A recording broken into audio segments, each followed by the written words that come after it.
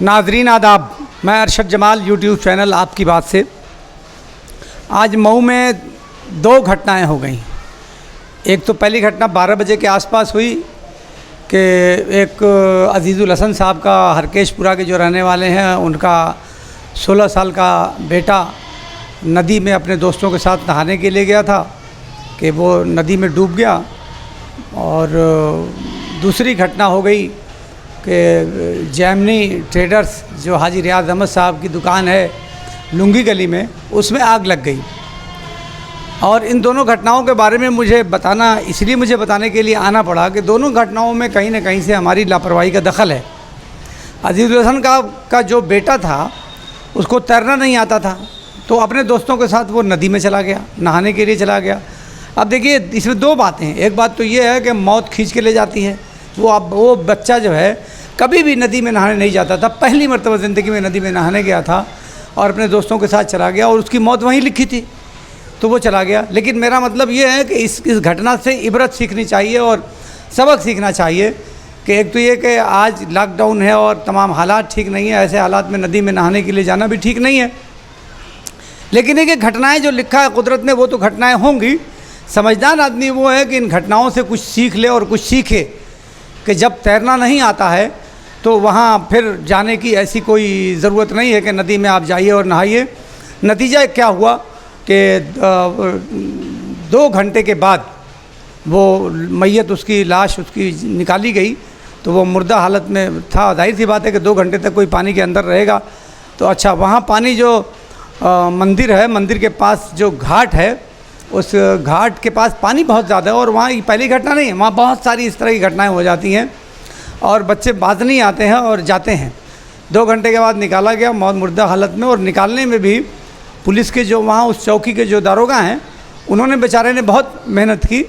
और अभी मैंने सिटी मजिस्ट्रेट साहब को अभी कहा था, फिर सीओ साहब को कहा कि दोरी घाट में उसके एक्सपर्ट हैं, वहाँ से तैराक बुलाए जाएँ, और दोनों अधिकारियों ने उसके लिए प्रयास भी शुरू कर दिया था। लेकिन जमालपुरा के कुछ बच्चे वहाँ आए और उन लोगों ने जो पुरानी तकनीक है, उन लोगों ने बहुत पहले कोशिश की कि उन लोगों को अंदर जाके निकाला जाए, मगर पानी वहाँ इतना गहरा था कि ज़मीन तक वो लोग पहुँच नहीं पा रहे थे। नतीजा ये हुआ कि अबू तलहा जो जिसका बच्चे का नाम था, उसकी डेड बॉडी बिल्कुल नीचे पड़ी हुई थी। तो बाद में आखिर में उन्होंने एक दूसरी तकनीक का इस्तेमाल किया कि जो मछली मारने वाली कटिया होती है और जो सिस्त जिसको बोलते हैं यहाँ की ज़ुबान में, वो डोरी और उस कटिया को वज़न डाल के नीचे ज़मीन में डाल के खींचना शुरू किया गया। और फिर वो अबू तलहा का जो बेल्ट था उस कमर के पास, उसमें वो कटिया फंस गई और उससे खींच के उन बच्चों ने निकाला। इसमें जो 4-5 बच्चे हैं, उस देसी तकनीक से उन्होंने ये काम किया, तो बहुत काबिल मुबारकबाद हैं।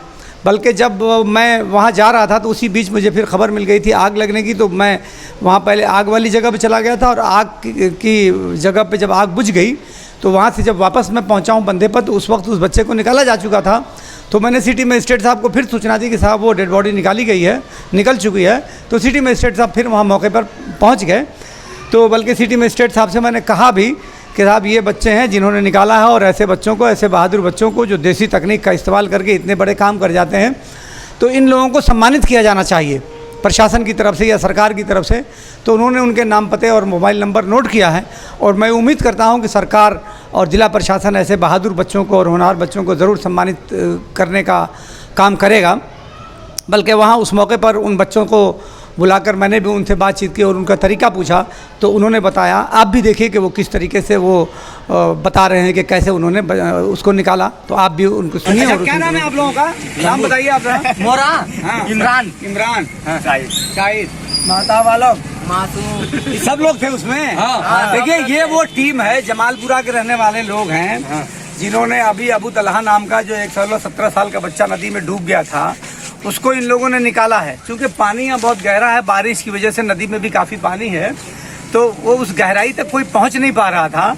और जो तैराकों की जो टीम आनी थी उसके लिए हालांकि सिटी मजिस्ट्रेट साहब को और दूसरे अधिकारियों को भी बोला गया था, दोहरी घाट इन लोगों ने खबर भी कर दी थी, मगर अभी तक कोई अधिकारी यहाँ आया नहीं था। और इन लोगों ने एक टेक्नोलॉजी के माध्यम से अपनी जो देसी टेक्नोलॉजी है, ये सिस्त और कटिया, ये कटिया देख रहे हैं आप, इसको झुलावन और दौरी, झुलावन और दौरी बोलते हैं इसके माध्यम से इसको जमीन के अंदर डाला है और फिर वो उस जो लड़का डूबा हुआ था उसके जिस्म के किसी कपड़े में या जिस्म के हिस्से में ही कहीं हाँ वो पड़ गई और फिर उसको निकाला। तो इन लोगों ने ऐसे पहले भी कई एक काम किए हैं, तो लेकिन चूंकि ये गुमनाम हीरो हैं तो मैं सोच रहा हूँ कि इनको लोग जाने। अभी सिटी मजिस्ट्रेट साहब को भी मैंने कहा है बुला के इनको कि ये लोग इतना बड़ा काम करते हैं जो आपके बड़े बड़े अफसर या तैराक नहीं कर पाते, तो ऐसे लोगों को सम्मानित किया जाना चाहिए। ये देसी तकनीक के जरिए उसको निकाल दिए, वरना पता नहीं क्या होता, थोड़ी देर बाद और रुकती तो फिर वो बाकी खाता नहीं कहाँ जाती। तो मैं इन लोगों को आपके माध्यम से, वो जगह यही है जहाँ थोड़ी देर पहले वो बच्चा डूबा था, सब लोगों ने बहुत प्रयास किया और इन लोगों ने बच्चे को निकाला।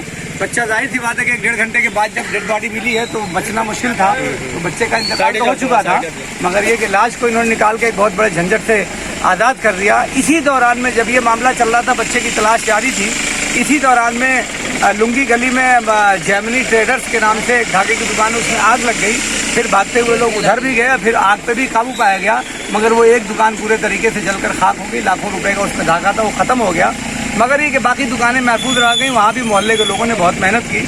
तो मैं ऐसे तमाम लोगों को जो मुश्किल हालात में खड़े होते हैं और लोगों की मदद करते हैं, उनके लिए हम दुआ भी करते हैं और उनको अपनी शुभकामनाएं भी देते हैं।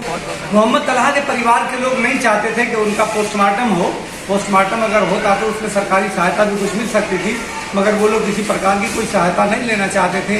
इसलिए वहीं पुलिस की मौजूदगी में एक पंचनामा मैंने लिखवा दिया और वो उसके बाद उस पंचनामे को लेकर पुलिस चली गई है ताकि वो उनके हिसाब से वो फाइल को दफ्तर करें और आज जनाजे की नमाज शुरू हो जाएगी। किसी प्रकार की कोई कार्रवाई नहीं करेगी, इतना पूरा इंतजाम करा दिया गया। ऊपर के अधिकारियों को भी सूचना दे दी गई थी। दूसरी जो घटना हुई जो आग लगने वाली, तो आग की घटना भी वो रियाज साहब की, वहाँ धागा जो है पॉलिस्टर यार्न की वो दुकान थी उनकी, और दुकान में जाहिर सी बात है कि बहुत सारे धागे उसमें रखे हुए थे। लेकिन वहाँ अभी अंदाज़ा ये है, गुमान ये है कि शॉर्ट सर्किट की वजह से आग लगी हुई, क्योंकि दुकान तो बंद थी। बाद में किसी ने फ़ोन करके बताया कि आपकी दुकान से धुआं निकल रहा है, तो बाद में लोग गए और दुकान को खोला गया तो आग बहुत बुरी तरह से लगी हुई थी। आग का इतना बुरा हाल था कि बगल की दुकानों का दरवाज़ा भी बिल्कुल हिट हो चुका था। अगल बगल की दुकानों से जल्दी जल्दी साड़ियाँ निकाली गई। वहाँ तो कम से कम मैं समझता हूँ कि कुर्ब जवार में हज़ारों, 1000 से कम दुकानें नहीं होंगी। श्याम मार्केट, अली मार्केट और मोरिया मार्केट, लुंगी गली और इब्राहिम मार्केट के आसपास जितनी भी दुकानें हैं वो वहाँ सब हैं। सिर्फ श्याम मार्केट में कम से कम 500 दुकानें होंगी, तो हज़ारों की तादाद में वहाँ है। और अंदर फायर का कोई निज़ाम भी नहीं है। खैर फायर ब्रिगेड वाले भी बहुत जल्दी ही आ गए और फायर ब्रिगेड वालों की मेहनत से पहले ही मोहल्ले के जो लड़कों ने अपनी जान की बाजी लगाकर उस आग को बुझाया है। तो ऐसे बहादुर लड़कों को भी जो इस ऐसी दिक्कत के समय जब आग लग जाती है तो लोग अपनी जान की बाजी लगाकर इस तरह से आग को बुझाने का काम करते हैं, ऐसे नौजवानों को भी सम्मानित किया जाना चाहिए और ऐसे लोगों को पहचान कर उनकी इज़्ज़त दी जानी चाहिए, उन्हें इनाम और इकराम से नवाजाना चाहिए। ये एक अलग मौजू है। लेकिन जो सबसे अहम बात मैं कहने जा रहा हूँ कि वो ये है कि जब दुकान आप बंद करते हैं तो दुकान में एक मेन स्विच लगाइए। मेन स्विच को आप रखिए बाहरी हिस्से में, और जब दुकान बंद करके घर आने लगिए तो मेन स्विच को ऑफ़ करिए। बहुत सारे लोग मेन स्विच को ऑफ़ नहीं करते और दुकान में सप्लाई जारी रहती है, क्योंकि दुकान में इन्वर्टर लगा होता है तो वो उस फिक्र में होते हैं कि इन्वर्टर रात भर में चार्ज हो जाएगा, इसलिए दुकानों की सप्लाई, मेन सप्लाई बंद नहीं की जाती है।